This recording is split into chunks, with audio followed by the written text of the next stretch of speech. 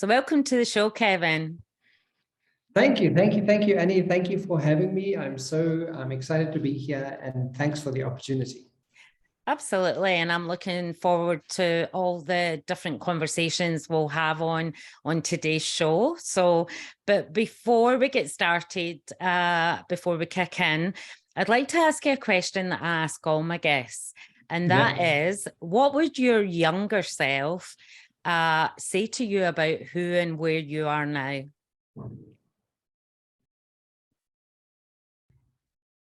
It's like, now that you asked me, I think my younger self would honestly be completely surprised and completely a little bit surprised and probably a little bit in awe, because I think I've become so much more, and I've gone on a journey with my life that has completely not been planned the way I planned it. When I was younger, when I was a little boy, I wanted to be a singer. I wanted to be on stage. I loved singing. I was really good at singing. But everyone always said, why don't you become a singer? Become a singer. And then I became a singer. And, in South Africa, I wasn't making enough money to be a singer, and I wanted to make lots of money. And I was like, okay, well, if I can't become a singer, then what the hell will I do? And my coach, when I was going through my practitioner training, I built really great relationships with my coaches, and eventually one day, I was about 32 years old. My coach said to me, well, Kevin, why don't you just teach people what you know? And I was like, okay, well, I know how to sing, and I know how to be like on stage and in front of camera. And I know like neurolinguistics and, being a life coach and these modules and stuff. He's like, yeah, so why don't you teach people how to use your voice? And I was like, oh yeah, I can do that. and that was the trajectory of where my life has moved to. So as much as I wanted to be, use my voice in some way, today I get to teach people and show people how to use their voices. So there's a similarity to it, but I think my younger self would be in awe and quite surprised on how that turned out. Ah, that's great to hear. And you say you still sing? Not as much as I'd like to, actually. In my 20s, I had a band. In South Africa, we called it an Afrikaans rock band. So we sang in Afrikaans, the language Afrikaans, and toured all over the South Africa. I also did theater shows and did a lot of those theater shows where you sort of do impersonation shows of Elvis. Okay, I wasn't Elvis, but I did all the Buddy Holly and all the rest, Cliff Richards and all that kind of stuff. Wow. And that sounds like a really exciting time. It was so much fun, but again, it didn't pay really well. And I was like I don't want to, and that's like grueling, because you're performing every night, twice on Sundays, and you're getting paid like next to nothing. And it was just not, that sort of drains your purpose and your soul. Like you put so much love into the singing, and at the end of the day, you're kind of go, okay, I'm really not getting paid here. Like this feels like I'm selling my soul. So I sort of shifted gears, and thankfully the trajectory of my life has turned in a quite a remarkable way. And it's, what I get to do today is add value to people's lives. And it's I've just climbed off a call with one of my coaching clients, and we've literally, today was our third session that we've had, and he is like had a 180-degree turnaround in his life. He's smiling from ear to ear, and just completely, his energy is just overflowing, and he's so happy, and he wants to open new businesses, and so much is happening. And I'm going, that's the point. That's the reason why I do what I do. When I see people thriving and And all I did was I showed them a few things. I showed them a few ways of thinking. I framed a few things for them, and I took them through a process. And they've uncovered themselves, and they're blooming into like these unbelievable, powerful people. And I'm going, well, there's a purpose to be, you know, to really work, live for, you know. So I think, my younger self would be pretty impressed. And yeah, I totally resonate with, you know, us coaches and therapists, and everything that we do is to give people value and turn their lives around. And that's what gets us up out of bed in the morning, isn't it? That smile you talk about, that shift, that mindset shift. And I think this is just coming in nicely for me to ask you, Kevin. Well, you identify as a gay man, and you have your own business, but I'm interested in, so where would you say your journey started? Where would you say your shift started in life? I think I think being gay has got a whole bunch to do with it, because you know, I didn't have any representation when I was younger. In my day, you kind of, I went to church. My family went to church. All my older brothers and sisters went to church. You got married, you had children, and that's what you did. So I was like, oh, okay, well, that seems what life is like. Until, yes, and I'm old enough to say that, you know, the internet wasn't around then. It just came out then, at least. That's all. Excuse the pun. But yeah, and essentially what happened was I was frustrated the one day, and when the internet just came out, and I was like, I need to like, I typed in, what is the secret to life? What is the secret? What's the point? And the movie, The Secret, there was like clips of it coming up on screen, and I was like, what the hell is this? And I started watching that, and I was like, oh wow, this is, people need to know this stuff. And I started showing everybody The Secret, and people were like, oh, that's lovely, that's nice. And this was 2 years before it even came to South Africa. Like it was 2 years before then. And I was like, okay, so if that's the truth, like, then I need to do something about that. I need to investigate more. And being married at that time, I still wasn't sure. Like, for me, it wasn't a case of just like, I just knew when I was 7. I'm like, I didn't know. I thought boys were beautiful. I thought girls were. I was like, everybody's beautiful. Why can't we just love everybody?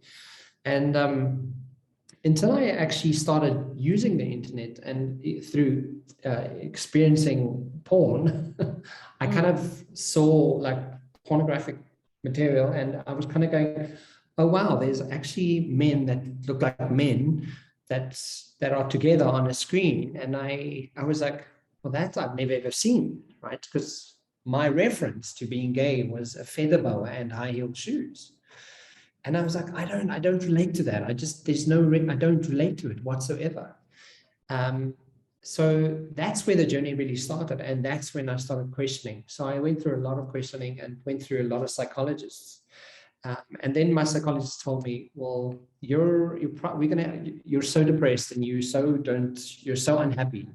We're gonna have to put you on antidepressants, and because you're clinically depressed, we need to hospitalize you.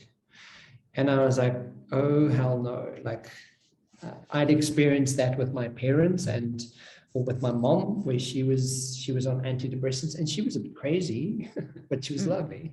But I'm like, I didn't want to go down scary time, yeah.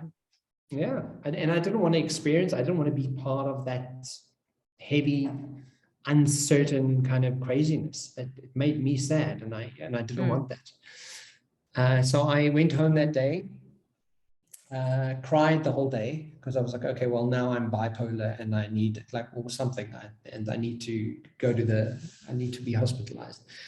And I decided, no, that's not for me. I'm not going to do it. And I joined the gym, and for 6 months I went to gym twice a day, so morning there. And I was like, I need to get fit. I need to change my brain. I need to. And what I started realizing is that I was capable of changing my brain. I was capable of changing how I felt. And because half the time I was like, oh, if I just jumped in front of this bus now, or if I just threw myself off a building, then it would be so much easier. but I never had the guts to do that. But with the gym, going to gym and being healthier and more fit conscious, I started realizing that I feel better and I'm not as depressed, and I want to get out of bed and I want to do more with my life. And that's when I discovered neurolinguistics and started finding, who does practitioner training for neurolinguistics, timeline therapy and hypnotherapy, and became a practitioner in NLP. And those days they still coined it life coaching. And I was like, oh, I'm like, I just want to learn this for me. I'm not going to life coach anybody, because I believe that if you need to life coach anything, you need to be able to have life. And I was 26 years old. I'm like, I don't have life, so that's not going to work. But it was the instigator of where my life started moving into this direction to who I am today. And it's clear that there was clearly a courage and determination within you to look at another path aside from being medicated and going through life taking medicine forever, which is really admirable. But I'm curious about, you mentioned your reference to gay men with feather boas and high heels, and I'm just really personally interested. Where did that reference come from? We had one gay guy who came to church with us, and he was my mother's best friend, and he used to make clothes. So every time we saw him out of church, because our church was strict, you had to wear a suit and a tie and that kind of thing. And when we saw him out of church, he'd be wearing men's pants, men's shirts with an actual feather boa, and he'd walk around in his own house with high heel shoes on. Okay. So that's where the reference came from. Yeah, so I was like, okay, so this is what gay is. I'm like, I'm definitely not that. I don't relate to that. And yet, when I see drag queens today, or I see people who are effeminate and really just thriving at, in their own skin, I'm so happy that they are happy. That today we have space and we have a place for people that can, that you can just be the hell who you want to be, and just be you, and do it well. And yeah, so today it's a very different scenario for me. Do it as best you can.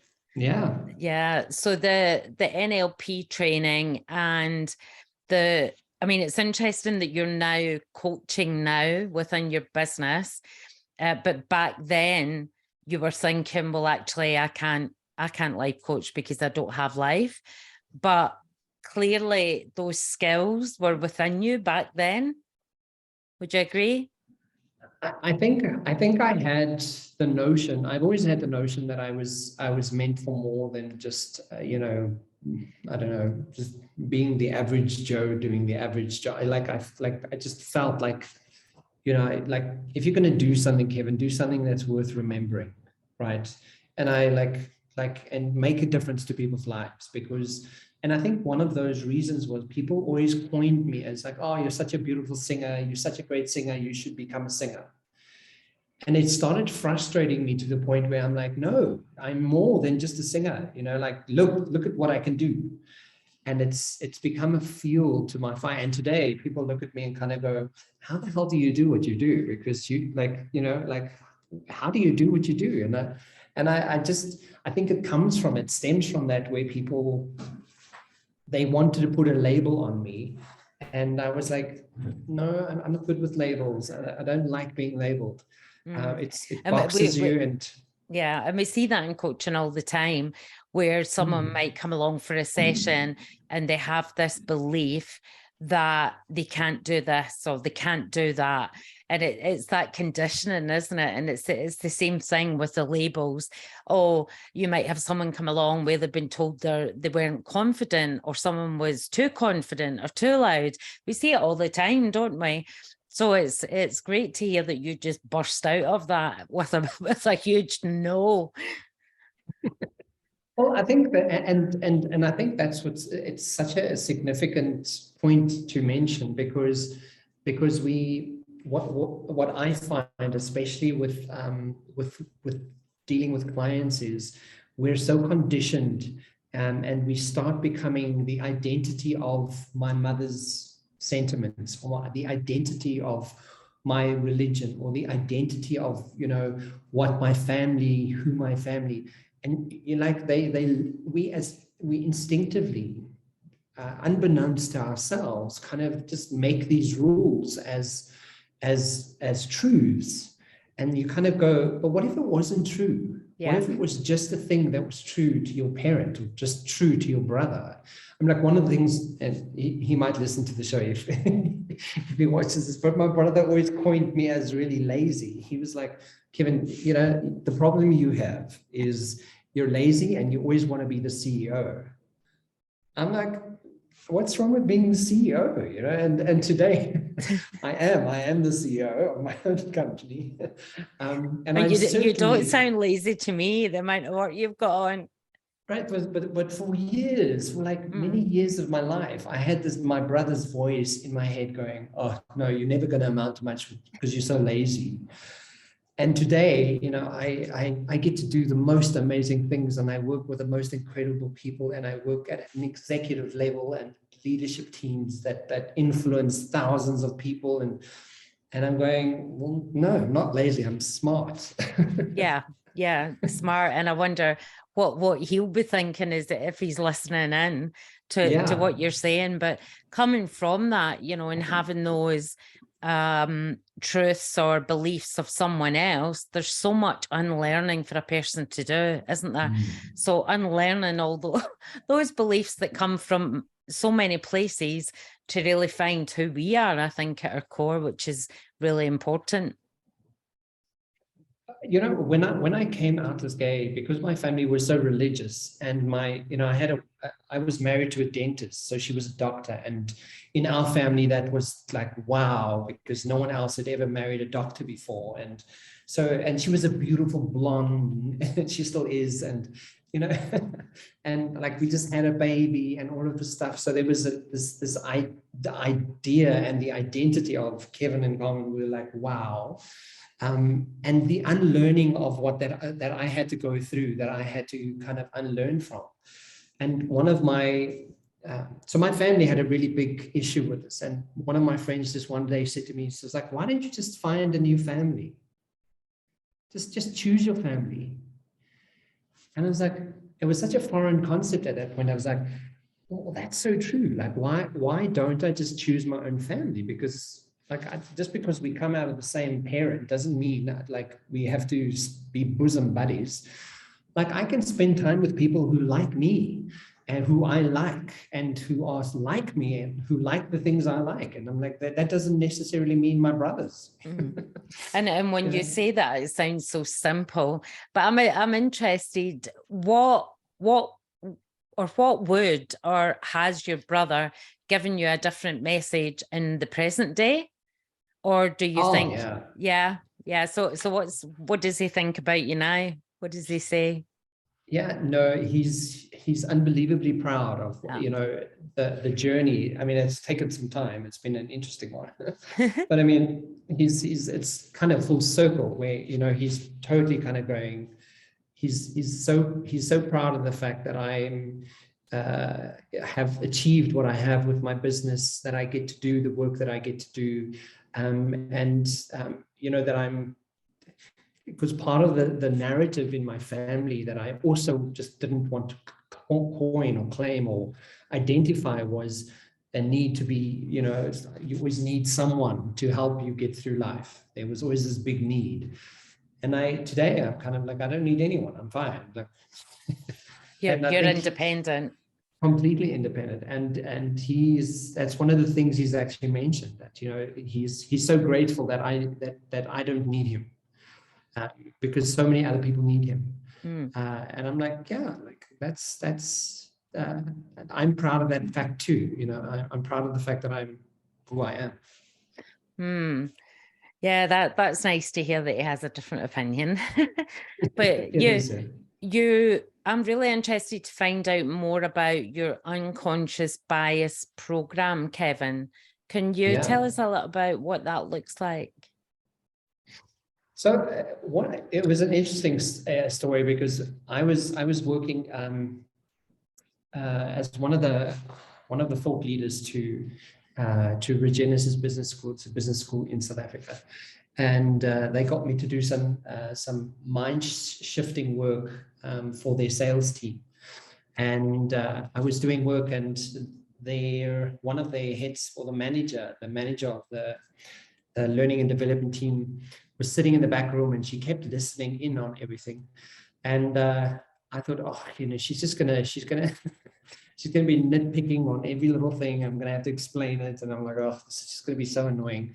But meanwhile, she was listening, and she was going, oh wow, she's never heard training like this before. So like a month later, I get a phone call, and she's like, oh, hello, it's me, and I've changed jobs. I need your help. And I was like, okay, cool, let's go. And she's like, we need to do unconscious bias training. And we had this conversation, the conversation of, what was happening in the environment, and how toxic it can become when people have really strong biases, and especially in a country like South Africa, with strong cultures, strong beliefs, 11 different official languages. We're just a very diverse nation, and somehow we kind of need to figure out how to work together. And she's like, it's really bad. We need help. And I was like, okay, cool. I'm gonna go away. I'll come back. Did some research, and what's beautiful about NLP is there's something called the NLP communication model. And in that model, you learn that your brain distorts, generalizes, and deletes information. And right where you distort information is where your brain creates biases, because it needs shortcuts to make sense of the reality you're experiencing in the moment that you're experiencing it. And I was like, that's exactly where our biases sit, and that's what we can teach, right? And put this program together, and it's been one of the pleasures of my life in the last 2 years. I am unbelievably proud of the fact that, it changed from just being a training program. It's changed into a complete change management culture, organizational cultural shift that needs to happen. When you're dealing with biases, it's not easy, because people have really strong beliefs. They have really strong sentiments, right?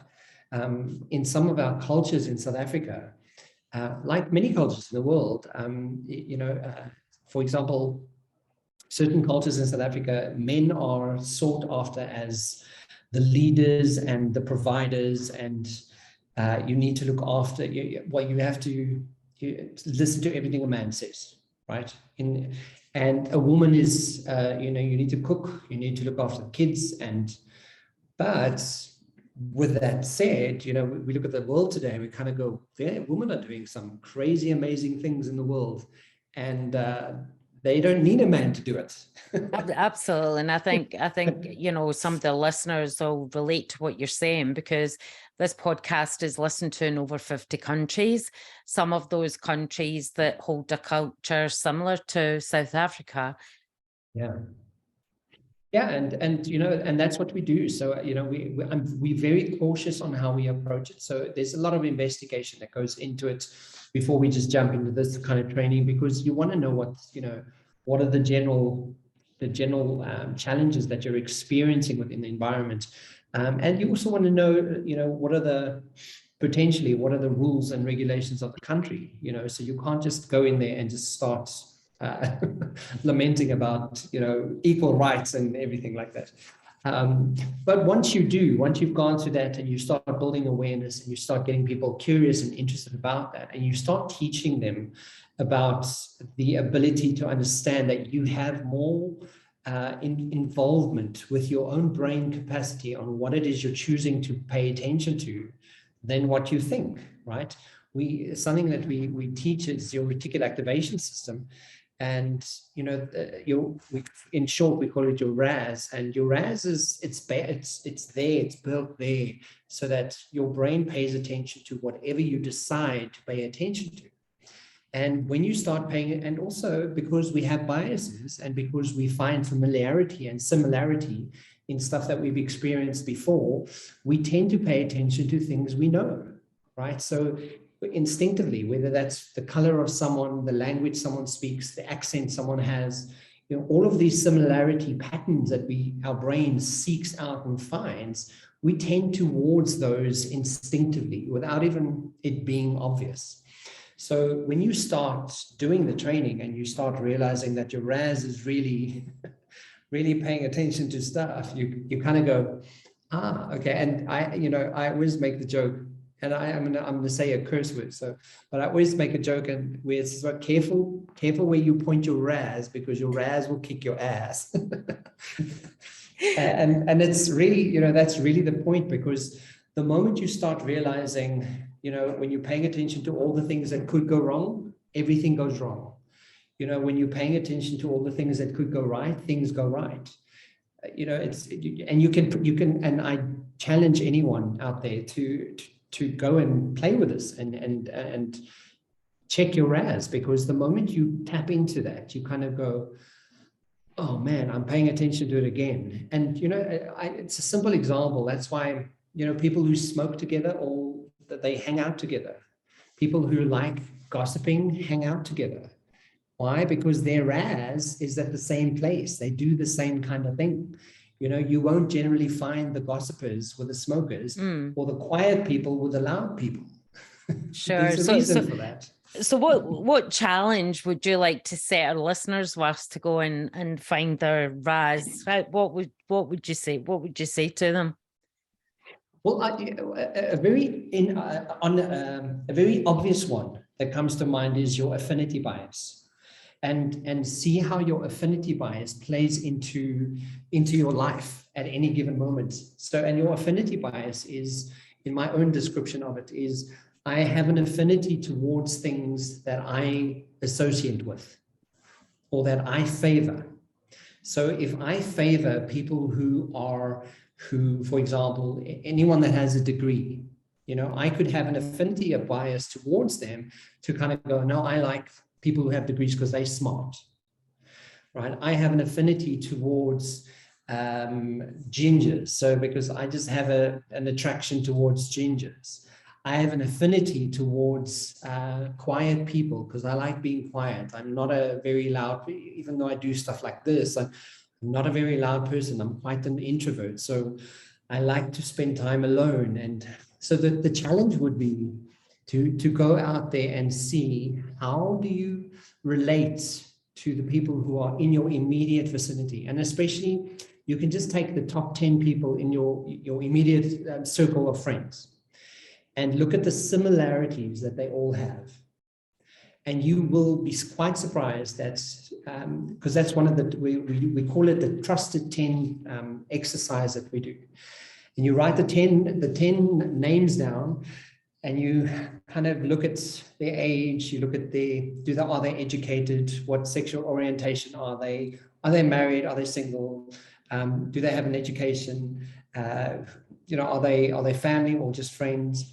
And suddenly you see a little pattern sort of come out of that, and you kind of go, okay, cool. I totally have an affinity bias, and we all do. It's quite strange. And it's worked for you in your life with the examples you were given there. Yeah, and what's beautiful about knowing that we have biases is that people generally have the association to the word bias as something that's against you. Yeah, right? You have a bias. But that's not necessarily the truth, because we could have healthy biases. We could have a bias to really enjoy. I have an affinity to spend time with people who have really great conversations, who make me think. That doesn't work negatively in my favor at all. It actually works in my favor completely, because that stimulates me. So, people have a bias about the word bias in any case, so, and to just demystify that and kind of go,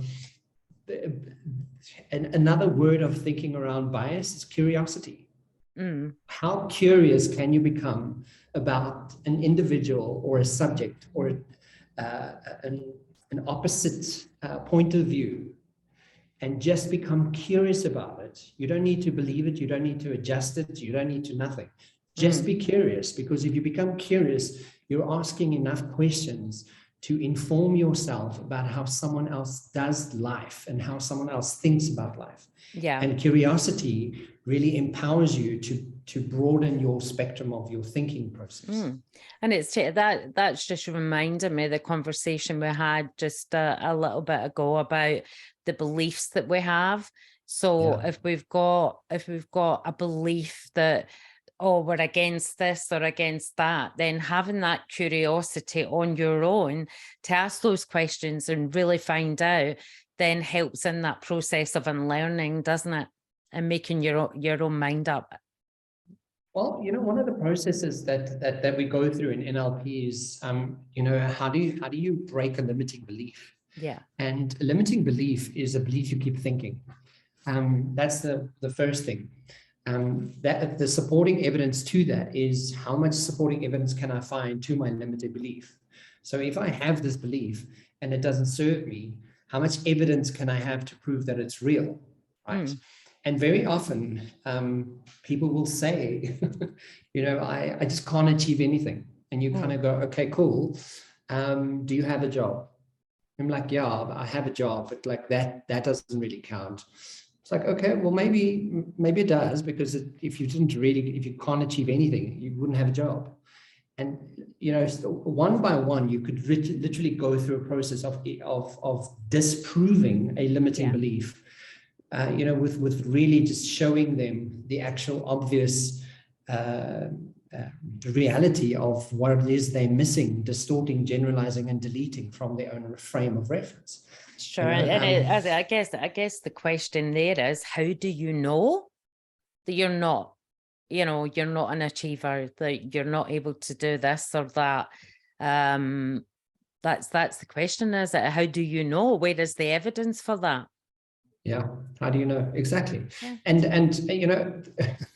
it ties back to that previous sentiment we had earlier about the identification of, who are you if you're not that thing?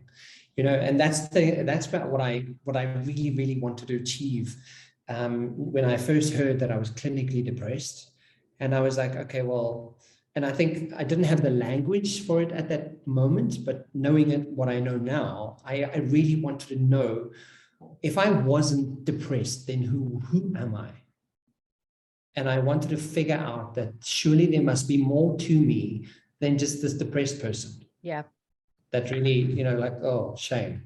And then I was like, no, but that like, if I took the depression away and you had a magic wand and you said, okay, abracadabra, no more, who are you? And my fear was that I was nothing. I was no one. I was not doing anything. And I was like, that I don't want to do that either. So I definitely need to do something. And that was that whole journey of discovery of like, well, what is this? What is that? What is this? And how can I do this? And what is this brain stuff? And what's this NLP stuff? And how can I learn to help myself make better choices? And suddenly I wasn't a depressant. I was someone with purpose and an eager kind of hunger to be more than I thought I was. What would you say to your younger self, knowing what you know now?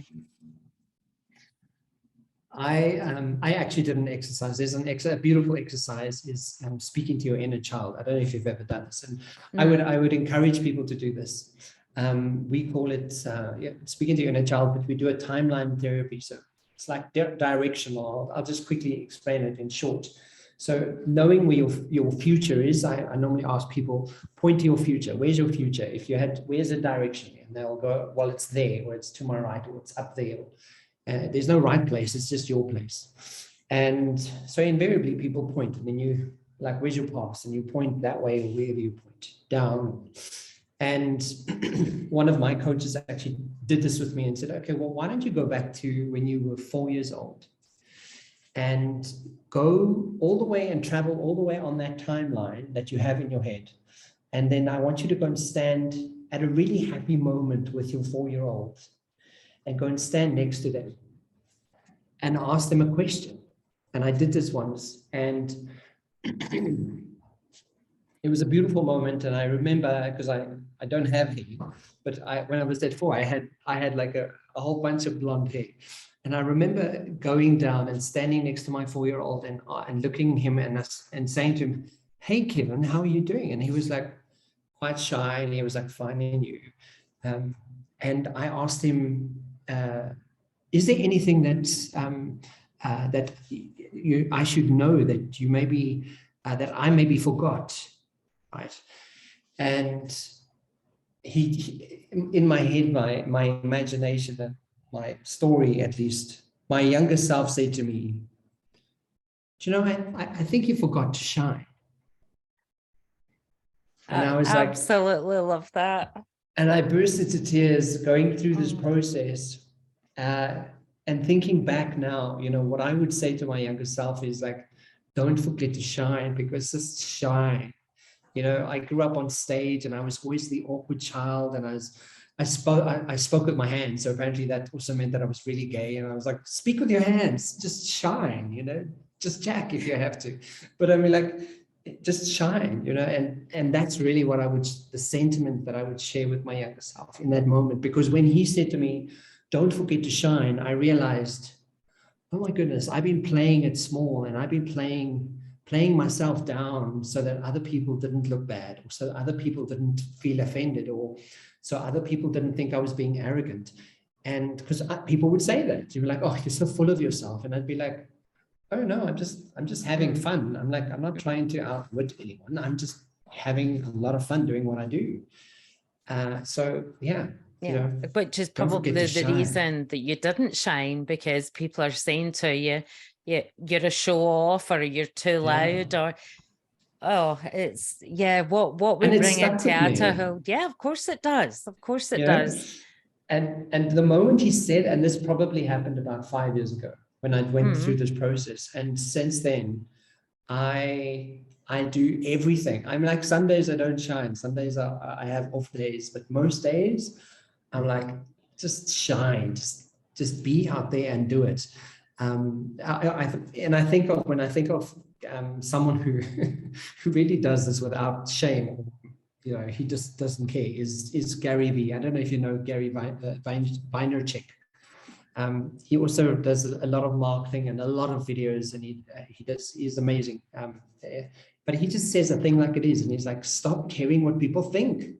Just put yourself on a video, put yourself out there, and just speak to people. Tell people what you do. Tell people what you're about. Stop caring what people think, because at the end of the day, none of this, like, you're gonna die. We all. Yeah. It's a strange sentiment, but I'm sorry. Like, just on that point, I was watching someone on TikTok the other day who said, "Guys, can we all just, as a rule, go into our meetings and realize that none of this is actually important, because we're all going to die." And I was like, yeah, that's really the point.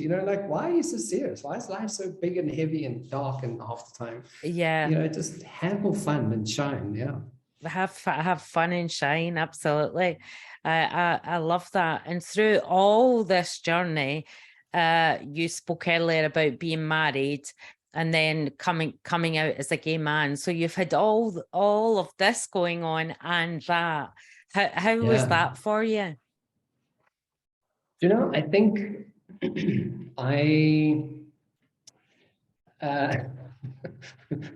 not that I have anything against married people, but I don't understand the concept of it. I think it's quite strange for me now where I'm at in my life. So if I had an opportunity, I probably wouldn't have got married, but I would have had my daughter. If that was the only point of why I was married, I was like, okay, cool. Like, God sent me an angel of note that has made me persevere and push through and become better and try harder. And just by being, alive, she's made me who I am today. How old is she? She's this year she's 15 years old. 15. So, she's just the most amazing thing, child that anyone could wish for. And she's really good at school and all of that. But I think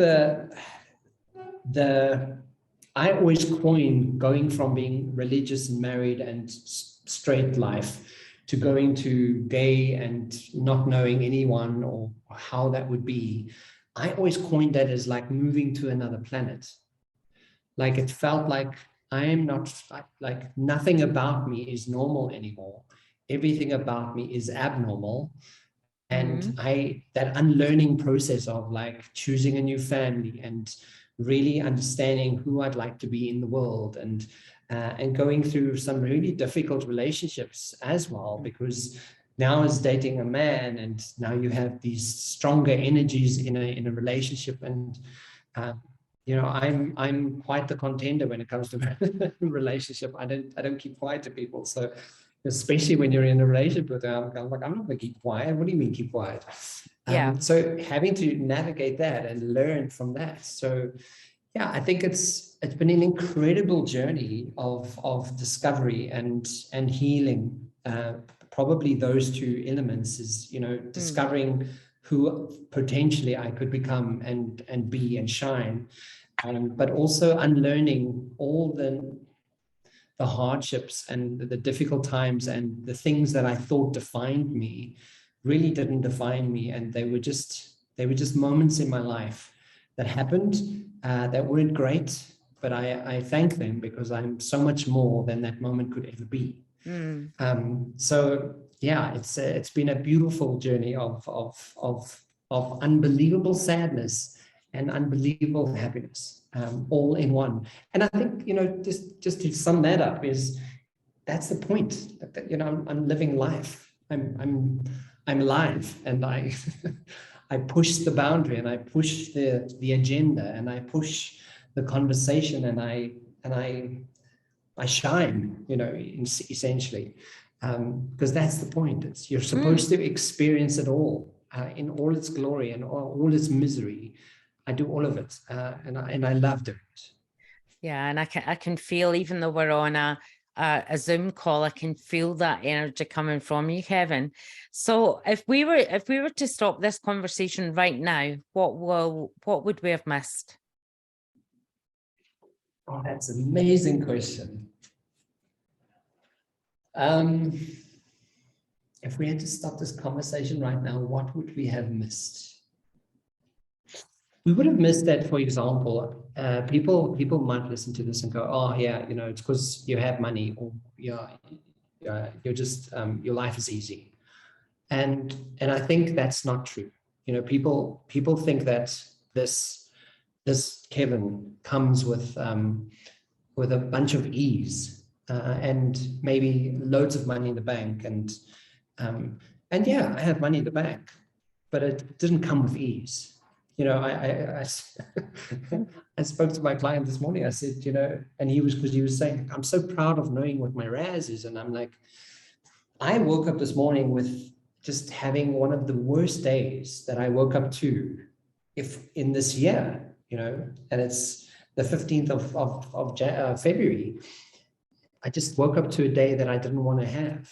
And I knew that if I didn't change this moment and do something about my RAS and take action on everything that I've learned and everything that I preach and everything I teach, that this was going to be a spiraling moment for me. And I was going to cancel this conversation with you tonight and just be miserable and go and get into bed and sleep late. I sleep early and not deal with what I need to deal with.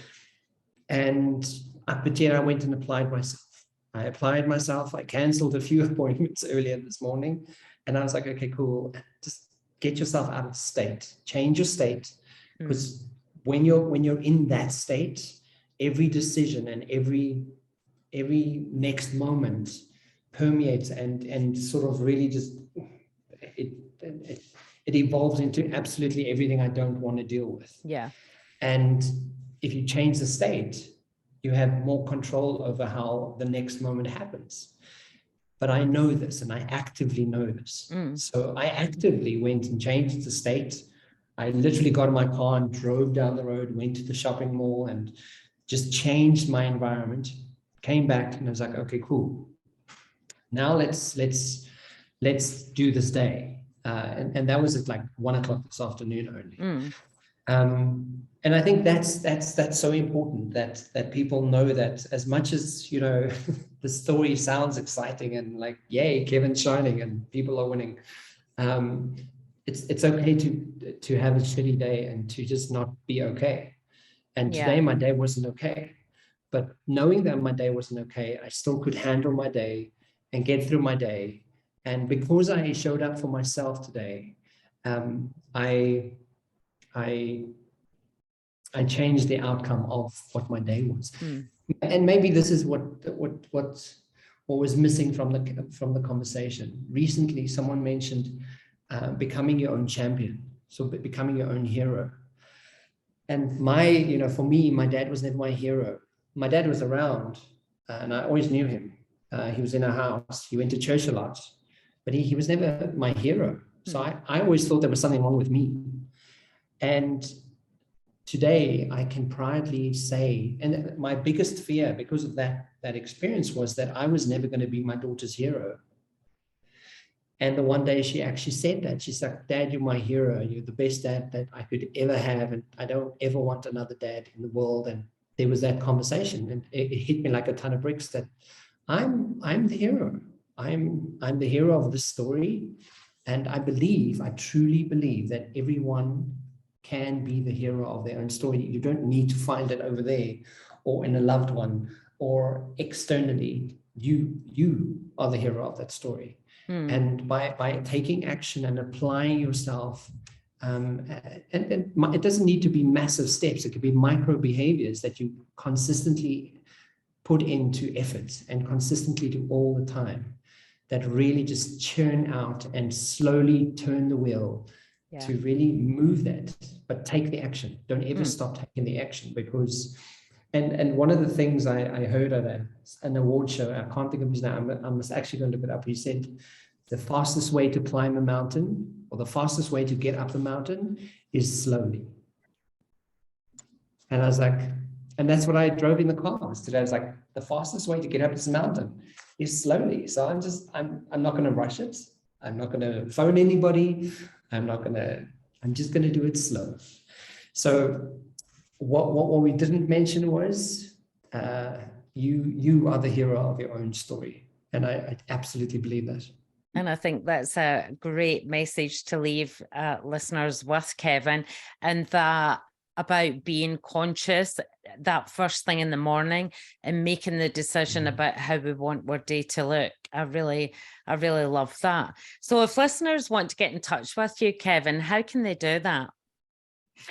So I have done a hell of a lot of work to put myself out in the world there, and I have been doing it for some time. So the quickest way would probably just to Google my name, Kevin Britz, and it's BRITZ with a Z at the end, or go to my website, leadershipbydesign.co, and it's just .co. Or they could check out the podcast channel, and the podcast channel is available on all podcast channels. It's called the Lunchtime Series. And the Lunchtime Series is, we chat everything marketing, coaching, and leadership. And it's great conversations we have with people all over the world as well. So there's easy ways to get hold of me. Great and stuff. Please get hold of me. I'd love to speak to you. Yeah, and I'll get that information into the comments in the description of this episode, Kevin. But I'd just really love to thank you for coming on the show. It's been a real interesting chat. Thank you. I'm so glad that we could chat, and thank you for the invite. I'm so glad that we could have some time together. We're able to connect. Yeah, thank you. And I'd also love to thank all the listeners, and tune in next Monday for the next episode of Let's Talk All Things LGBTQ+. Thank you. There we go.